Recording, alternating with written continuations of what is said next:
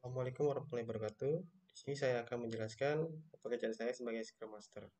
Nah, di sini dapat dilihat timesheet saya.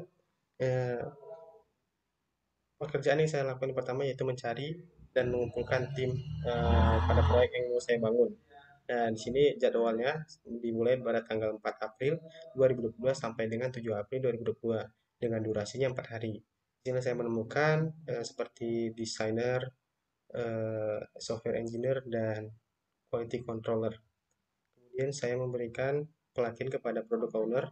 Di sini saya memulai dari tanggal 8 April 2022 hingga 8 April 2022. Di sini menggunakan durasi 1 hari untuk memberikan pelatihan kepada product owner yang meminta sistem kami ini, yang mengusulkan, yang ingin dibuatkan sistem. Kemudian yang ketiga, saya memberikan pelatihan kepada development team atau pengembangan sistem yang kami buat nanti. Di sini kami mulai memberikan pelatihan-pelatihan arahan apa yang mau dilakukan ke depannya.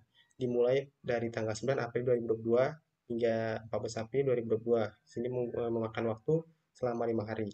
Kemudian yang keempat, memfasilitasi diskusi pembuatan keputusan dan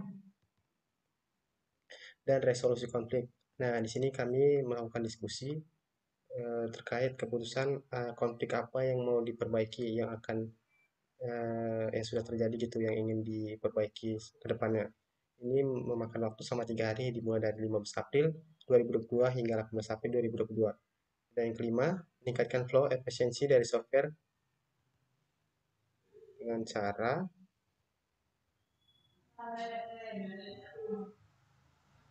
menghilangkan hambatan melakukan proses kolaborasi antar tim.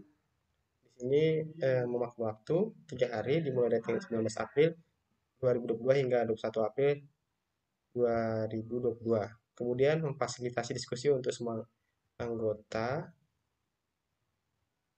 untuk meningkatkan kualitas sistem.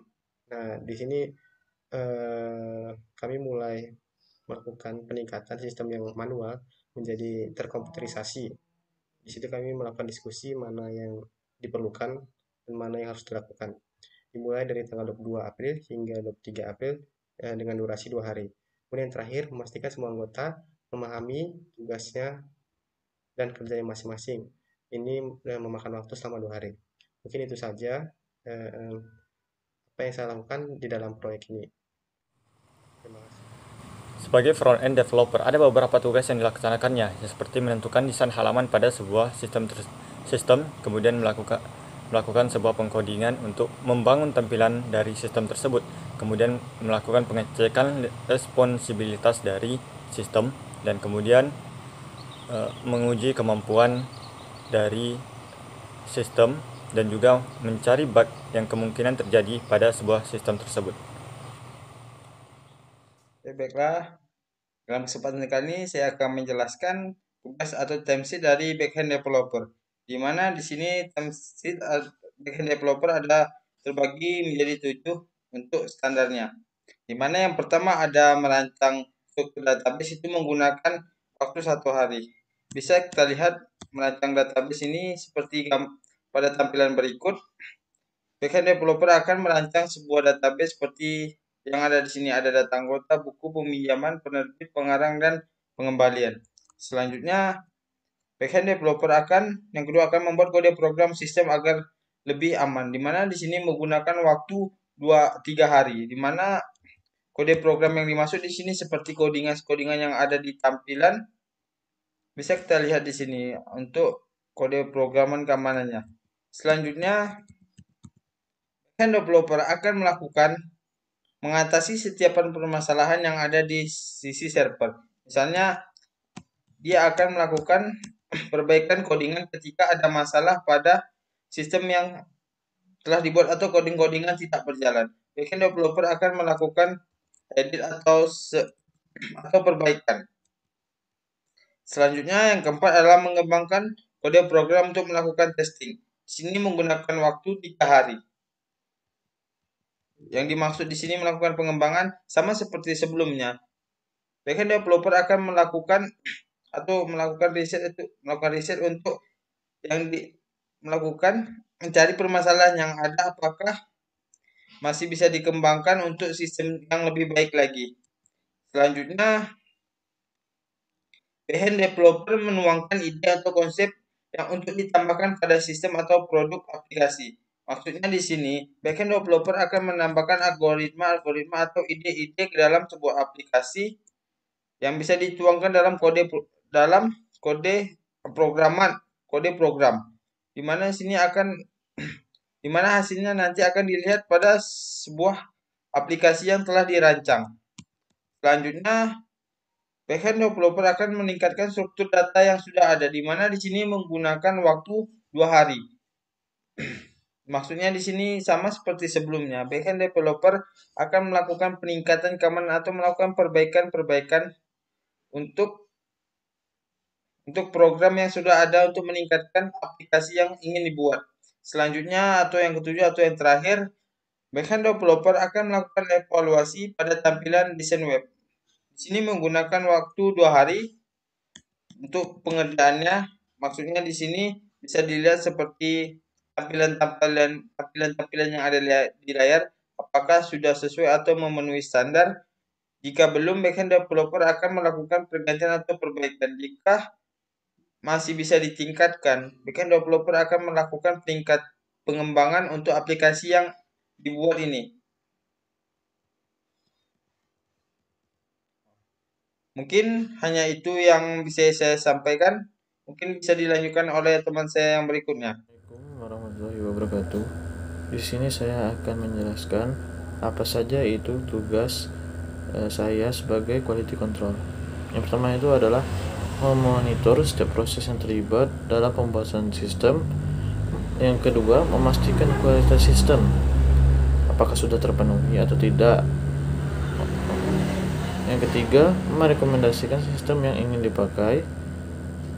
Yang keempat, melakukan tes yang dilakukan pada sistem. Yang kelima, merekomendasikan untuk melakukan pengecekan ulang. Yang keenam itu memastikan setiap menu berfungsi agar tidak ada terjadi kesalahan. Yang tujuh, memastikan sistem sesuai yang diinginkan. Yang kedelapan, mengidentifikasi masalah mengenai kualitas sistem, ada masalah atau tidak. Jika tidak ada, bisa langsung ditunjukkan atau diberikan.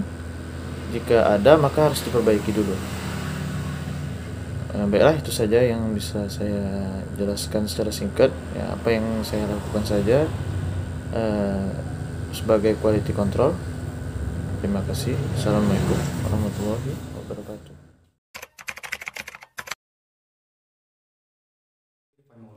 Pada video kali ini kami akan menjelaskan bagaimana kelompok kami memelihara sistem di studi pustaka yang kami pilih, yaitu sistem perpustakaan. Nah, pemeliharaan pertama yang kami lakukan yaitu corrective maintenance.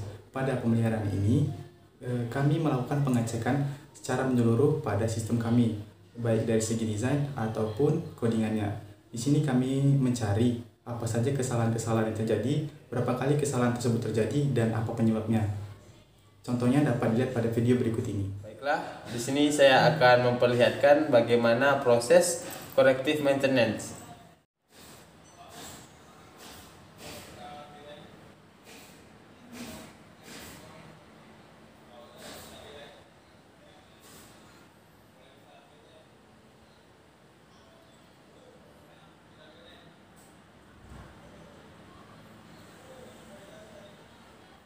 Baik, pada pemeliharaan kedua ini kami mengadopsi tentang perspektif maintenance. Nah, di mana di dalam pemeliharaan ini kami mengubah dan menambahkan fitur pada desain awal agar tampilan sebelumnya itu menjadi lebih baik dari segi user friendly ataupun user experience-nya.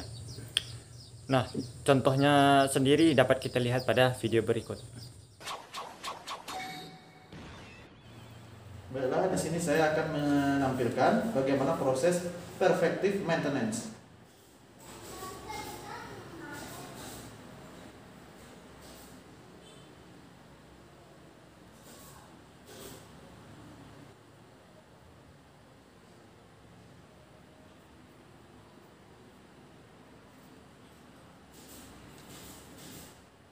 Dan pemilihan terakhir kami mengadopsi preventive maintenance untuk pemeliharaan ini Kami mengubah sistem yang telah ada untuk menghindari kesalahan-kesalahan yang terjadi pada fitur-fitur atau menu yang tersedia sebelumnya. Untuk info lebih lanjut dapat dilihat seperti berikut ini. Baiklah, di sini saya akan menampilkan bagaimana proses preventive maintenance.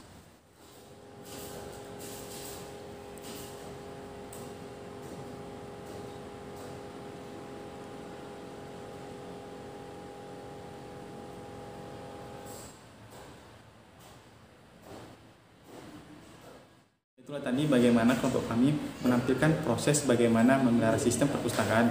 Apabila ada kesalahan kalimat, perbuatan, atau sikap, kami mohon maaf. Assalamualaikum warahmatullahi wabarakatuh.